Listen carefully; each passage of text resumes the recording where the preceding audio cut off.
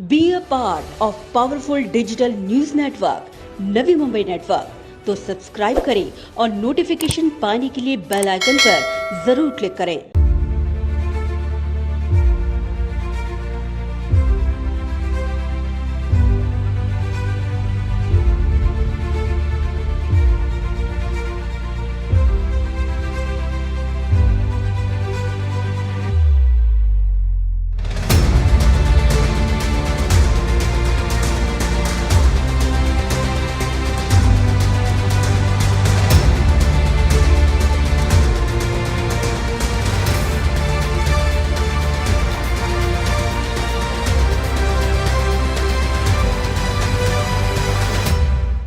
नवी मुंबई में कोरोना की चेन बढ़ने से पहले उस चेन को तोड़ना जरूरी था और ये सबसे बड़ा चैलेंज था नवी मुंबई मनपा आयुक्त अन्ना साहेब मिसाल के लिए। मगर एक कुशल नेतृत्व क्षमता, प्लानिंग, एग्जीक्यूशन के साथ एक टीम वर्क के तहत आयुक्त अन्ना साहेब मिसाल ने न केवल ये चैलेंज स्वीकारा बल्कि आज उसके नतीजे भी सामने आ रहे हैं। सही समय पर सही निर्णय और सही फैसलों का ही परिणाम था कि आज नवी मुंबई में जो कोरोना संक्रमण का आंकड़ा 12,000 पहुंच जाना चाहिए था, वो आंकड़ा 4,000 तक रोकने में आयुक्त और उनकी टीम कामयाब रही। आज नवी मुंबई नेटवर्क की टीम के साथ खास मुलाकात में आयुक्त ने India bulls CIDCO exhibition centre में बने नवी मुंबई मनपा के कोविड केयर हॉस्पिटल से लेकर मनपा की उपलब्धियों और ऑनलाइन शिक्षा पर विस्तृत तौर पर चर्चा की।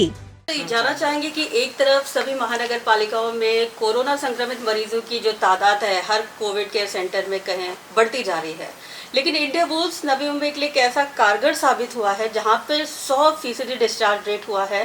कितनी बड़ी कामयाबी मानते हैं आप इसे? जैसे आपने कहा, ये तो मैं कहता हूँ 100% कामयाबी है, क्योंकि वहाँ की जो कंडीशंस है ये संक्रमण रोकने के लिए एकदम आइडियल कंडीशन वहाँ है कि हर पेशेंट को अलग रूम है जिसमें अटैच बाथरूम के साथ, और दूसरी बात यह है कि वहाँ हवा भी एकदम खुली रहती है कि जैसे क्लोज्ड एनवायरनमेंट में संक्रमण बढ़ सकता है। तो इसकी वजह से वहाँ हमने अगर देखा कि जितने भी लोग एडमिट किए थे वो सब 100% दुरुस्त होकर घर पहुँचे हैं। तो मेरे हिसाब से बहुत बड़ी कामयाबी है, और इसमें यही इम्पोर्टेंट है कि जो भी संक्रमित होता है या संक्रमण होने की जिसको हाई रिस्क कॉन्टैक्ट्स है, तो ये दुरुस्त होकर घर जाए, ये सबसे इम्पोर्टेंट बात है। और वहाँ सुविधा तो हमने सब दी थी, अभी कभी छोटी मोटी बात होती रहती है, अपने घर में भी होती है वैसे, तो वो लेकिन हम अटेंड करते हैं। हमारे लोग वहाँ पूरी राउंड द क्लॉक काम कर रहे हैं। तो ये तरीके से मैं ये बोल सकता हूँ कि वहाँ आइसोलेशन के लिए बहुत अच्छी सुविधा वो साबित हुई है। वाशी में जो आपका कोविड हॉस्पिटल आया है, जिस निर्मित हुई है, एकदम वॉल फिटिंग में काम हुआ है, तो सर ये कितना मील का पत्थर बनकर साबित होगा आज के इस कोरोना संक्रमण की वैश्विक महामारी के बीच?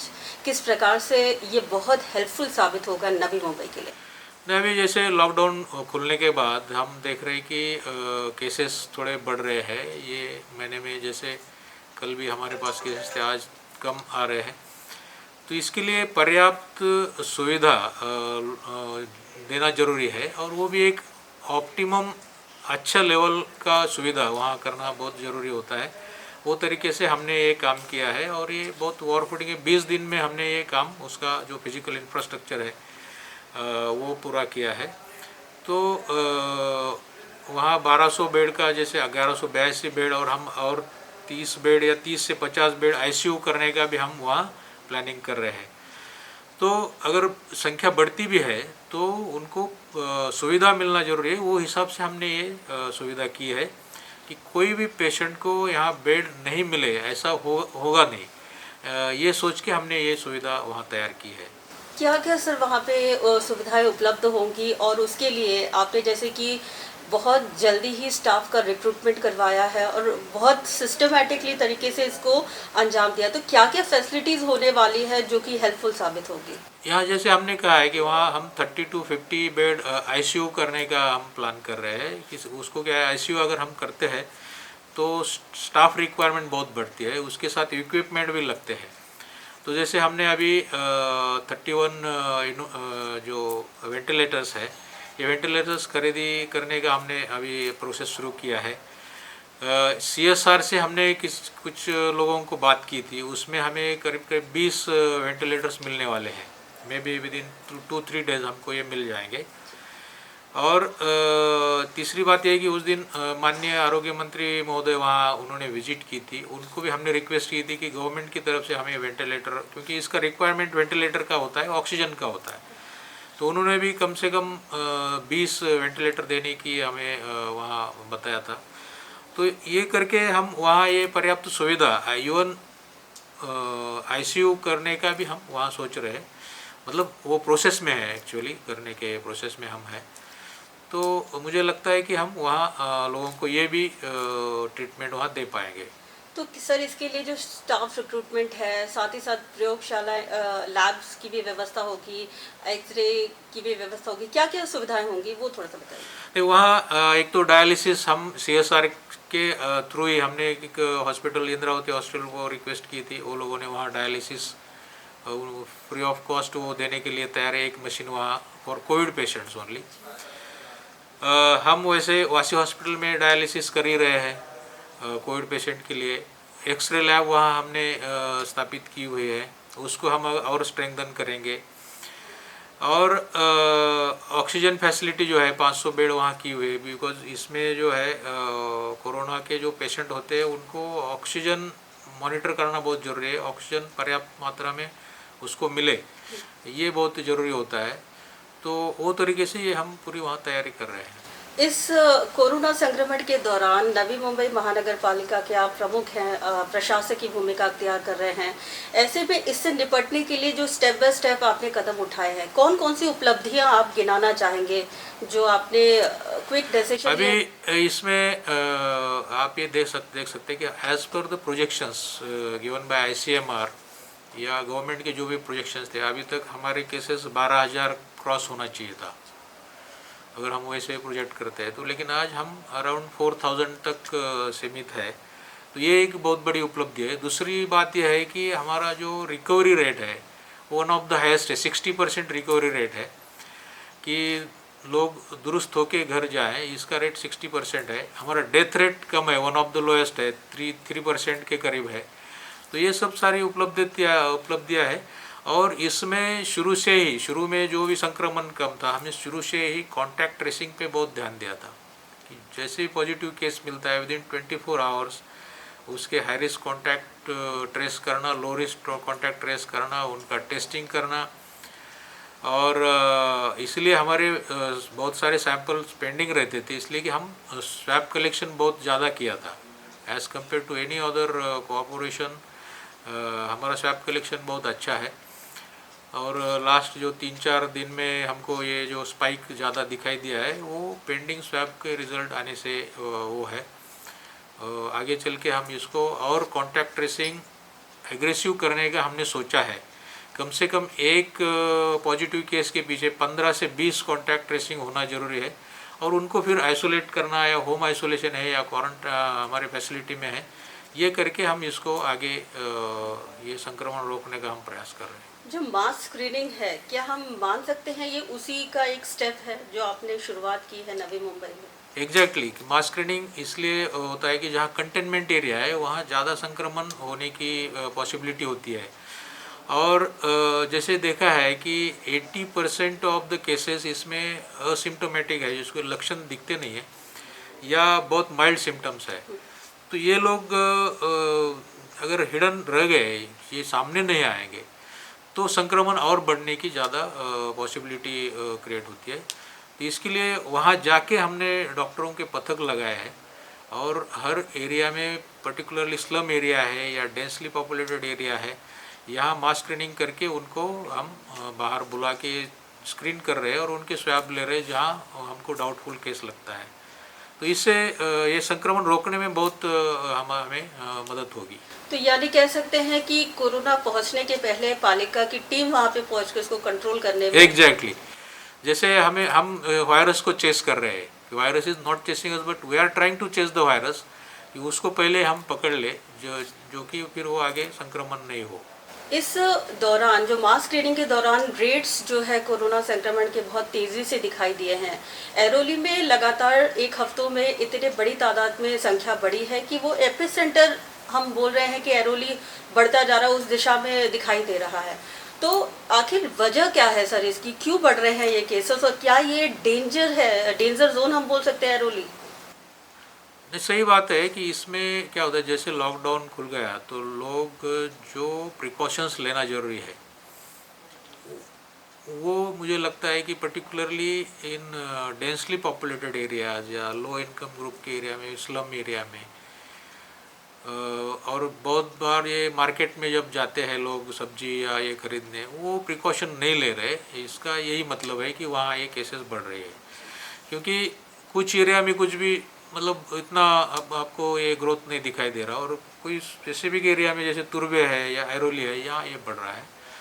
तो इसमें लोगों ने सोशल डिस्टेंसिंग हो या ये हाथ की स्वच्छता हो या मास्क पहनना हो कंपलसरी है। अभी हम मास्क पहनते हैं, हमको थोड़ी असुविधा होती है, लेकिन उससे फ़ायदा अलग है।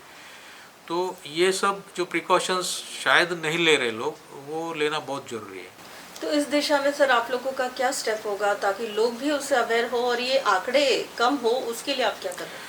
नहीं, अभी हम मैंने वार्ड ऑफिसर्स को और पुलिस डिपार्टमेंट को ये सूचना दी है कि अगर कोई मास्क नहीं पहनता है पर्टिकुलरली इन पब्लिक प्लेस, तो उसको दंडित किया जाए इन टर्म्स ऑफ मनी, उसको दंड किया जाएगा।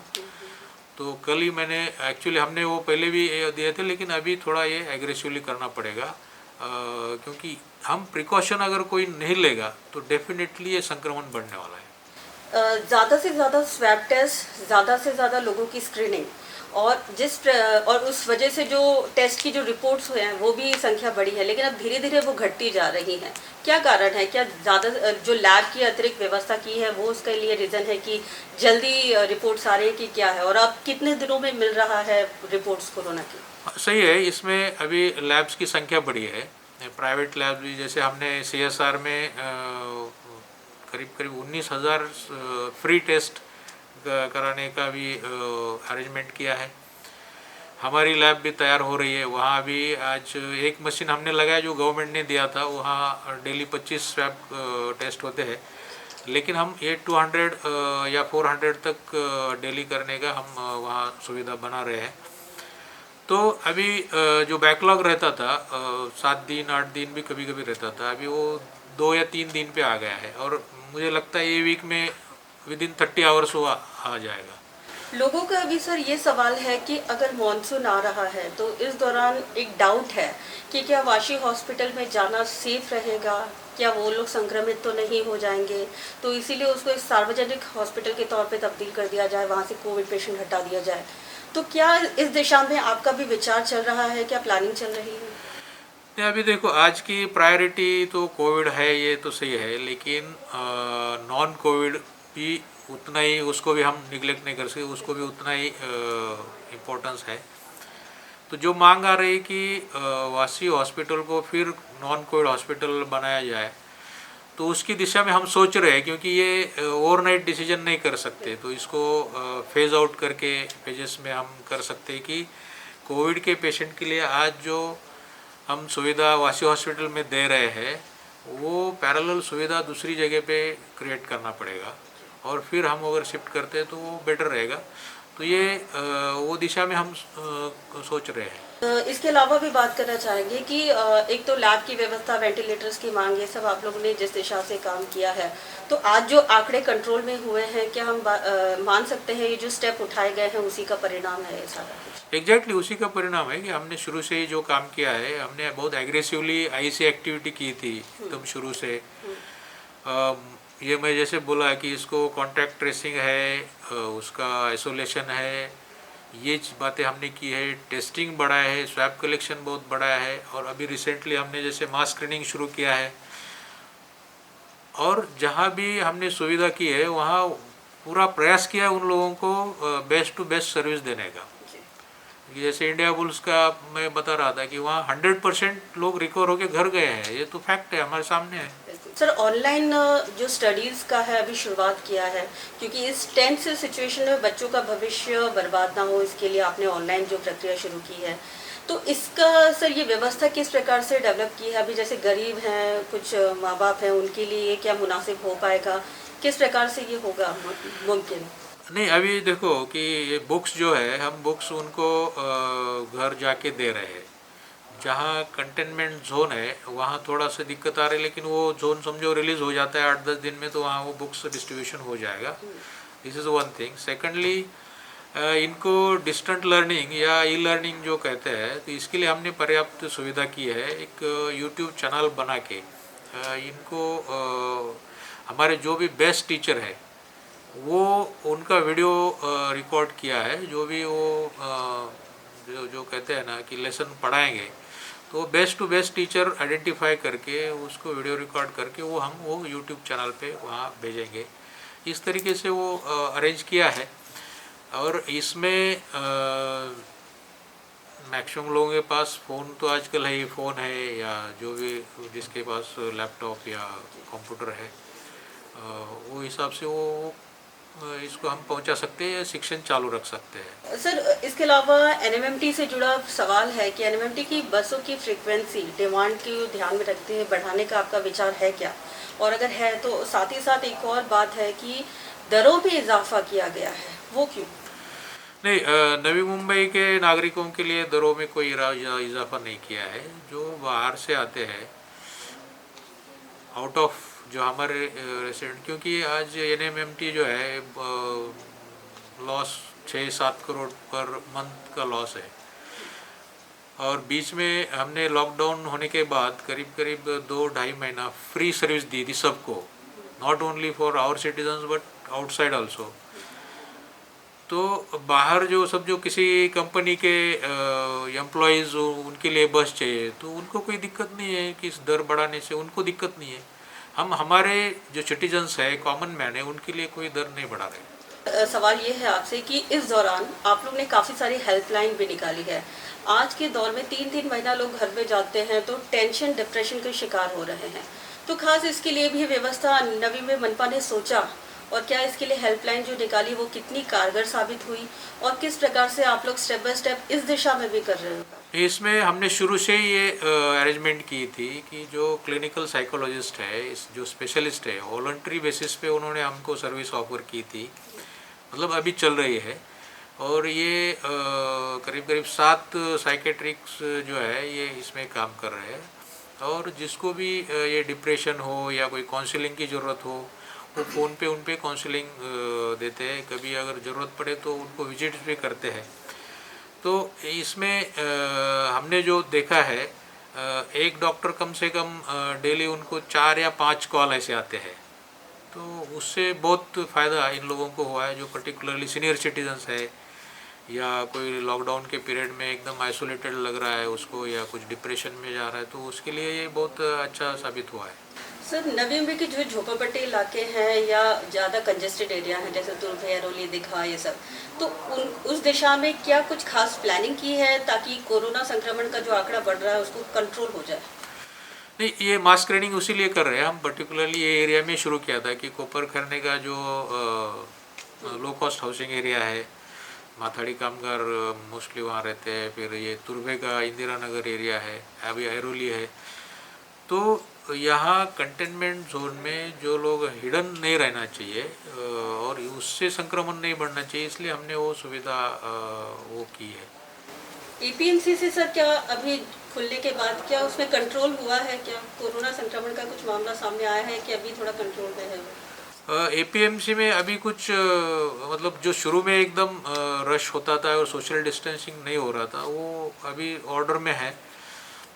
लेकिन अभी एपीएमसी से कितने केसेस आ रहे हैं अभी रिसेंटली हम एनालिसिस नहीं कर रहे। इसलिए नहीं कर रहे कि वो बंद तो नहीं करने का है, वो तो चालू रखना है। इसलिए एनालिसिस करके अननेसेसरली इशू क्रिएट करने के बजाय हम उसको कंटेन कैसे करें ये वायरस को, उस पर ध्यान दे रहे हैं। नवी मुंबई की जो जनता अभी इस दौरान लगातार सोच रही है कि आंकड़े बढ़ रहे हैं, रोज 100 पार हो रहे हैं, तो आप नवी मुंबई को क्या कहना चाहेंगे कि वो ये डर, इसे एक डर समझे या इसको डर को भूल जाए? क्या कहना चाहेंगे, अपील क्या करना चाहेंगे? मैं तो ये कहूँगा लोगों से कि डरने की कोई ज़रूरत नहीं है, इसमें सिर्फ प्रिकॉशन लेने की ज़रूरत है। और हम जो जैसे हम खुद होके मास स्क्रीनिंग के लिए जा रहे हैं, तो इसका मतलब यह है कि हम एक्स्ट्रा प्रिकॉशन ले रहे हैं, ज़्यादा से ज़्यादा स्वैब कलेक्शन कर रहे हैं। तो इसलिए ये आंकड़े, अभी ये पिक तो आना ही था। मतलब मैंने जैसे कहा है कि प्रोजेक्शंस हम अगर सोचते तो 12,000 तक जाना चाहिए था, वो 4,000 के करीब आज हम है। तो वो हिसाब से डरने की कोई ज़रूरत नहीं है, लेकिन इसमें प्रिकॉशन लेना बहुत ज़रूरी है। लोग, हर आदमी जो है ना कि मास्क कंपलसरी पहने, अपने पर्सनल हाइजीन, पर्टिकुलरली हाथ जो धोने का जो है सिस्टम, अननेसरी अपने मुंह को या फेस को हाथ न लगाए, ये सब चीज़ें लेना बहुत ज़रूरी है। Social distancing is very very important, क्योंकि कोई भी अगर पॉजिटिव पेशेंट है, उसके वेरी क्लोज कांटेक्ट में अगर हम 15 मिनट भी रहते हैं तो संक्रमण होने की शक्यता बढ़ती है। 15 मिनट से ज़्यादा, तो इसलिए सोशल डिस्टेंसिंग बहुत ज़रूरी है।